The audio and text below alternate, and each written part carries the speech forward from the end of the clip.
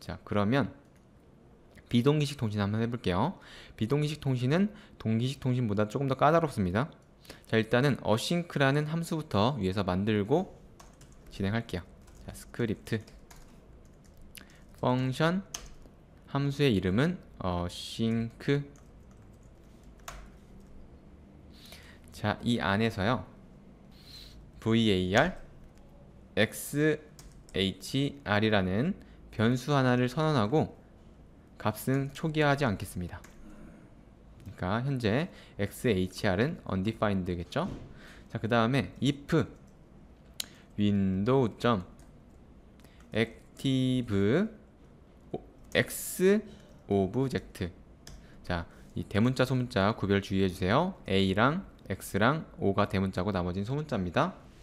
자, 이게 만약에 null이 아니라면, 그러니까 윈도우라는 객체, 즉 봄객체죠. 최상위 봄객체가 ActiveX Object라는 객체를 가지고 있냐 가지고 있지 않냐라고 물어보는 겁니다.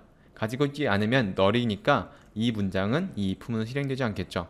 만약에 ActiveX Object라는 객체를 가지고 있으면 여기서 true를 반환하게 되고 밑에 있는 문장이 실행되게 될 겁니다.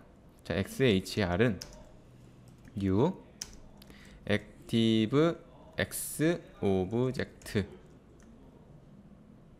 하시고요. 여기서 파라미터를 좀 넣어주셔야 되는데 microsoft.xml http 라고 적으시면 됩니다. 자, 이 파라미터의 내용 같은 거는 별로 중요하지 않아요. 매번 똑같기 때문에 그냥 이렇게 쓴다라고 생각해 주시면 되고요.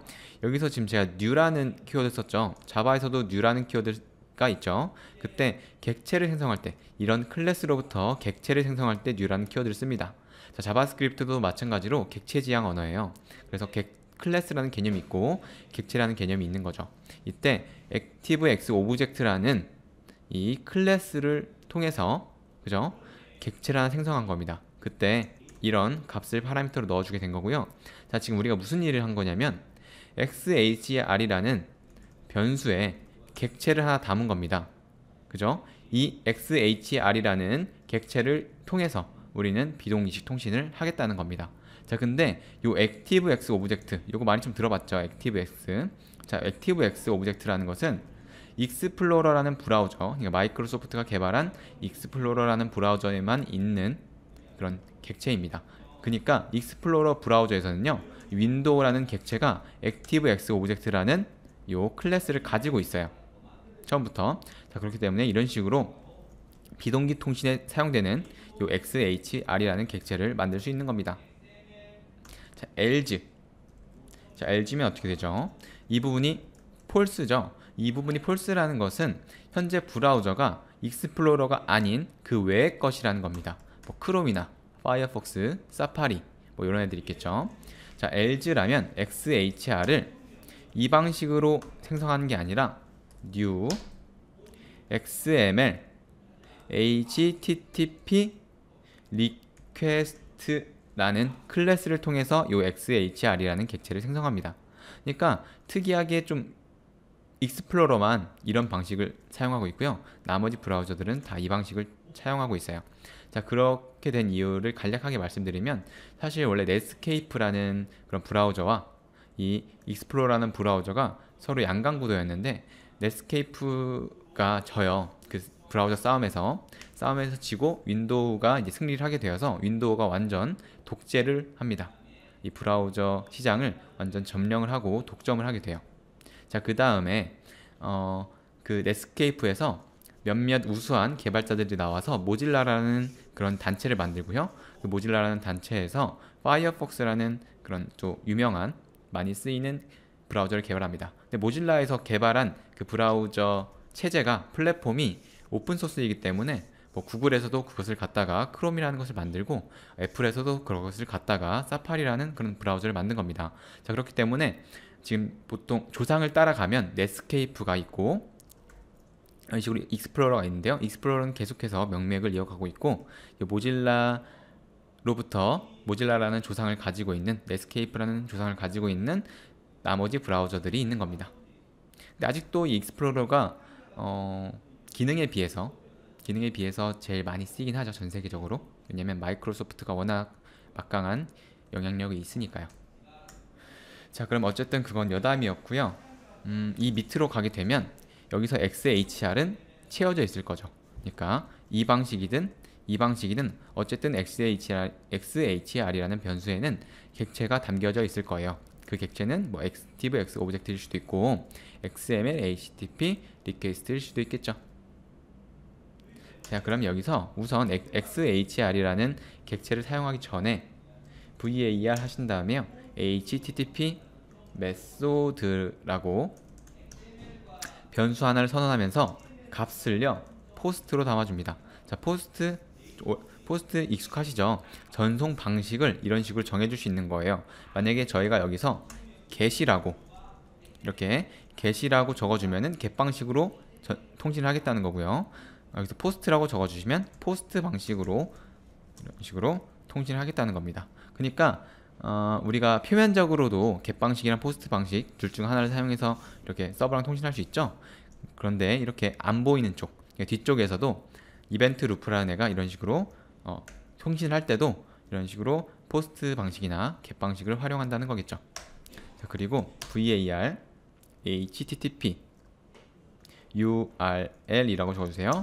는 여기서 async.do라고 하겠습니다. 자, http url에 담은 것은요, 우리가 서버로 요청할 요청 경로입니다. 그러니까 우리는 async.do라는 요청을 하겠다라는 거고요. 이것을 지금 http url로 담아놨죠. 그 다음에 마지막으로 var http 쿼리라고 하셔도 되고요. 파람이라고 하셔도 됩니다. 근데 보통 파람이라고 많이 쓰긴 하는데요. 뭐 이름은 중요하지 않으니까 파람에는요 파라미터를 담을 수 있어요. 그래서 id라는 변수에 홍길동이라고 이름을 보낼게요. 자, 그러면 지금 http 메서드와 http url과 http 파람은 만들어졌습니다. 자, 근데 제가 위에서 메소드를 포스트로 지정했는데 사실 이 메소드는 뭐 get으로 하셔도 상관없습니다. 어차피 서버에서는 이게 비동기인지 동기인지 별로 중요하지 않기 때문에 내가 get 방식으로 보내고 싶으면 이런 식으로 get 방식으로 넣어 주셔야 되고요. 포스트 방식으로 보내고 싶으면 포스트라고 써 주셔야 됩니다. 이런 식으로요. 자, get 방식과 포스트 방식의 다른 점은 일단 뭐 get 방식 같은 경우는 텍스트 데이터만 보낼 수 있잖아요. 근데 포스트 같은 경우는 텍스트 이외의 데이터, 뭐 파일 같은 거 그런 것도 보낼 수 있습니다. 자, 어쨌든 이렇게 id라는 변수에 홍길동이라는 값을 넣었잖아요.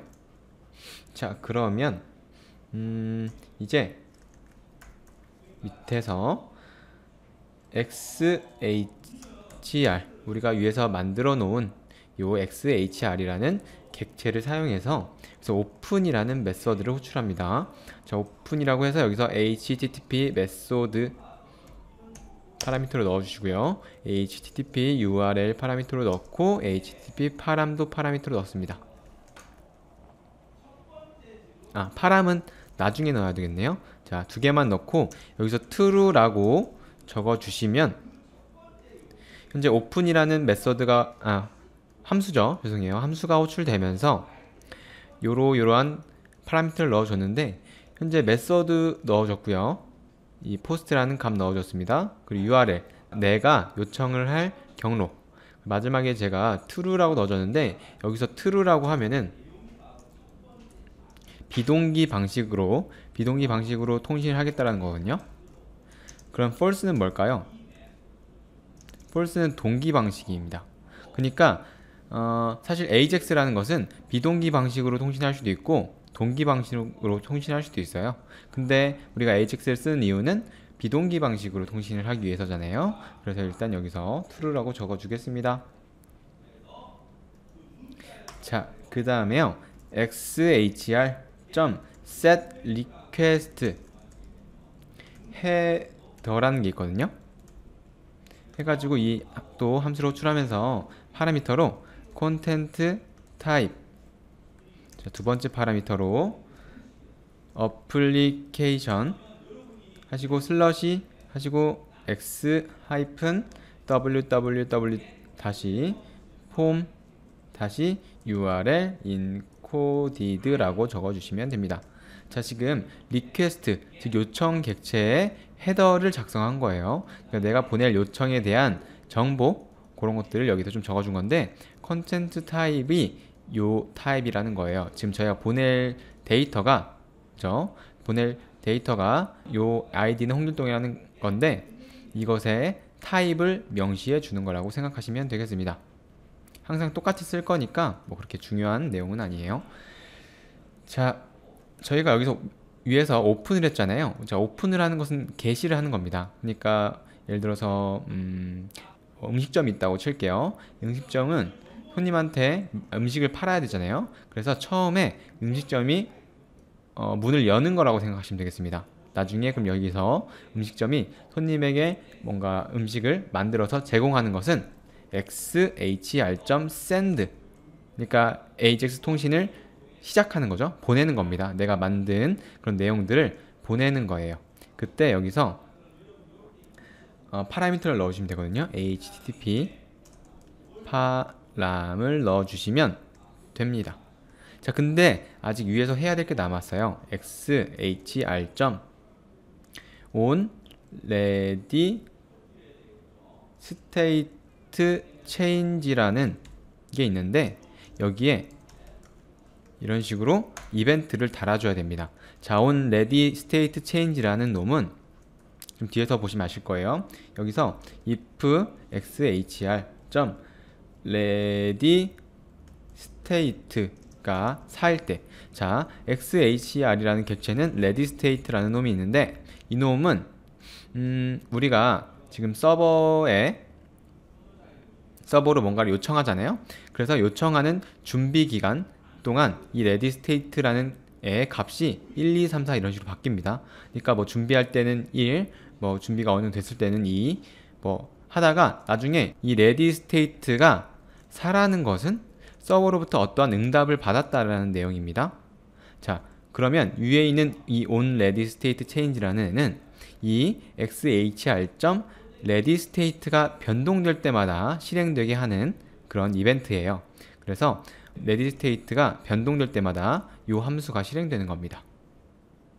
자, 4라는 것은 지금 서버로부터 뭔가를 받은 건데, 저희가 서버로부터 정확한 올바른 응답을 받았을 수도 있고, 약간 서버가 이거 실패했다고 에러를 보낼 수도 있잖아요. 그렇기 때문에 여기서 end 써주시고요. xhr.status는 200. 자, 200이라는 스테이터스 값이 오면은 서버로부터 정상적인 응답을 받은 거예요. 그렇기 때문에 그때만, 그러니까 이 부문 안에 있는 로직들은 서버로부터 정상적인 응답을 받았을 때만 실행될 거예요. 그렇기 때문에 여기서 var 하시고요. 데이터는 xhr.response.text,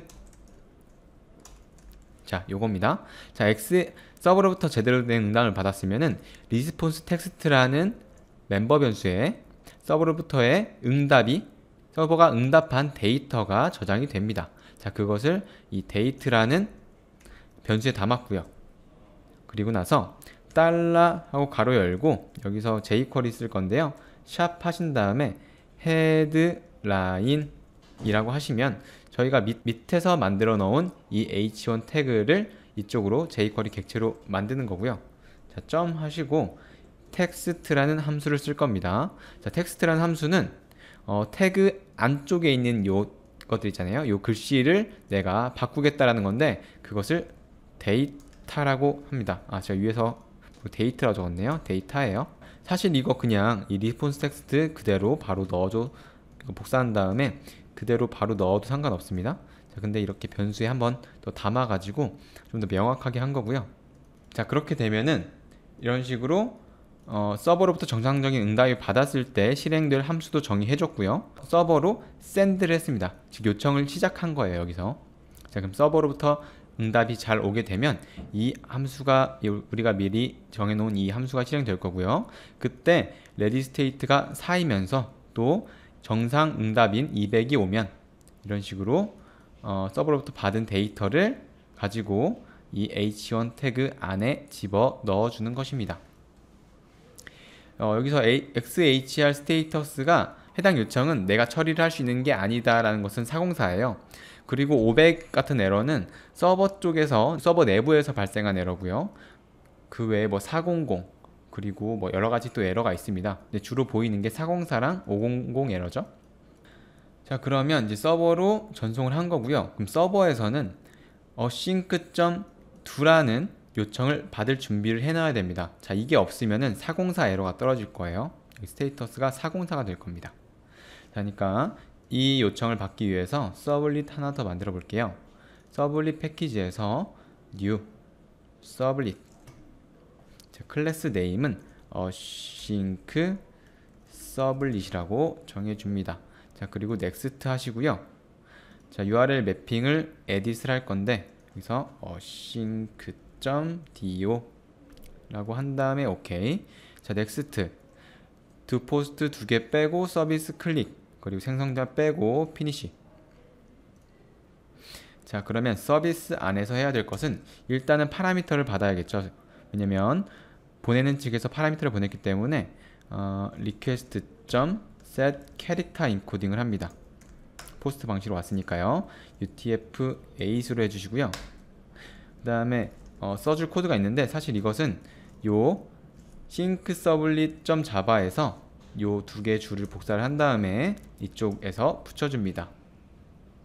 자, 그러면 여기서 비동기식 통신 완료라고 바꿔주기만 하면 이 async.do라는 서블릿은 서비스라는 메서드 내에서 구현된 부분이 setContent 타입해서 지금 보낼 파일이 HTML 파일이다 라고 알려주고요. 인코딩 방식 알려주고 실제로 보내는 데이터는 비동기식 통신 완료라는 데이터입니다. 자, 그러면 그 값이 이 main.html에서 리스폰스 텍스트에 담길 거고요. 정상적으로 응답이 됐으면 그런 다음에 이 h1 태그의 내부 이 텍스트로 들어가게 될 것입니다. 자, 그러면 요거 한번 실행해 볼게요. 자, run as run the server 해서 톰캣을 구동시키면서 해당 페이지를 호출합니다. 여기서 동기식 통신은 아까 전에도 잘 됐었죠. 자, 여기서 비동기식 통신 눌러 볼게요. 자, 그러면 h1 태그 부분에 들어있는 데이터가 값이 이렇게 비동기식 통신 완료라고 뜹니다. 자, 여기 지금 말썽을 좀 부리는데 이걸 껐다가 다시 켜볼게요.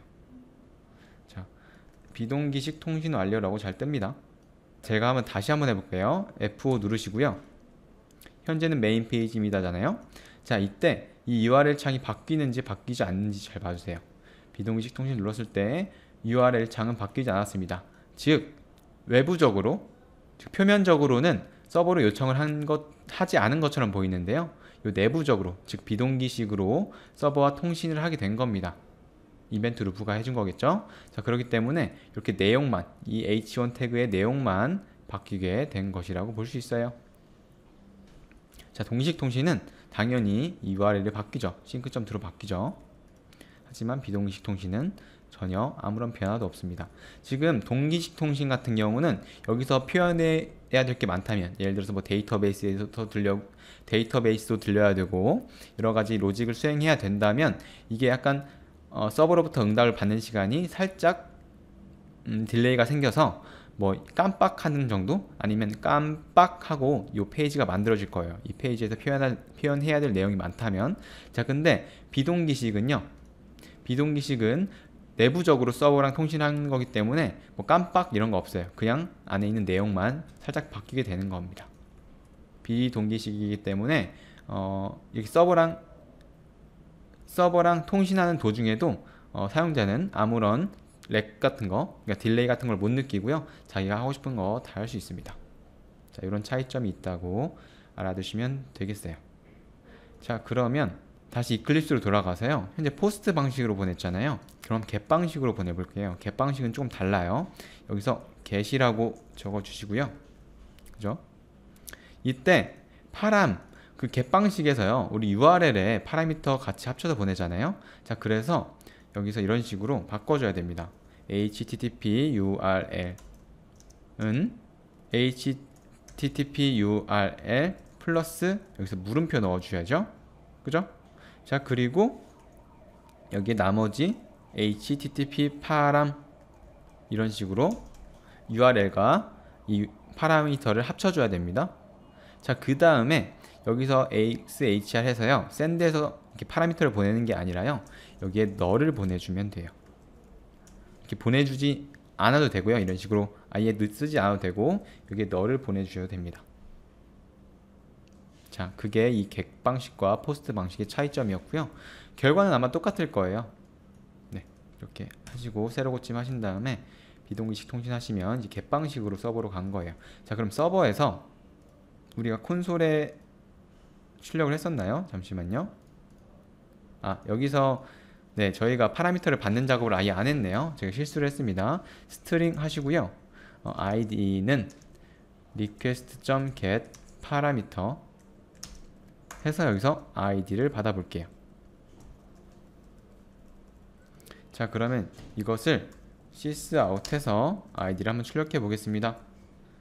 자, 그러면 리로드 됐을 것 같고요. 다시 이쪽으로 와서 F 하신 다음에 비동기식 통신 하시면 서버로부터 아이디가 클라이언트로부터 아이디가 받아줘서 뿌려졌어야 됐는데, 잠시만요.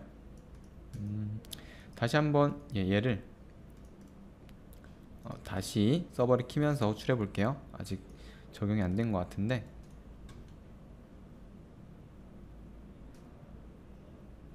자, 비동기식 통신 눌렀습니다. 자, 홍길동이라는 데이터 잘 왔어요. 지금 get 방식이죠. 이걸 포스트 방식으로 다시 원래대로 바꿔 볼게요. 포스트 하신 다음에 이렇게 이 작업 빼주시고요. 자, 그 다음에 send 널이 아니라 send http 파람 해주셔야겠죠. 네. 자, 그러면 다시 톰캣을 껐다 키면서 next finish 하시고 비동기식 통신 하시면 이 홍길동이 또 잘 들어왔죠. get 방식이든 포스트 방식이든 그렇게 중요한 건 아니에요. 보통 AJAX를 쓸 때 서버로 보낼 데이터는 뭐 대량의 데이터라기보다는 그냥 이 정도 ID 값 정도가 될 거기 때문에 네, 그 상황에 맞춰서 잘 구별해서 쓰시면 됩니다. 자, 그러면 강의가 길어졌으니까 이쯤에서 좀 중간에 끊고 또 이어서 쭉 진행하도록 할게요.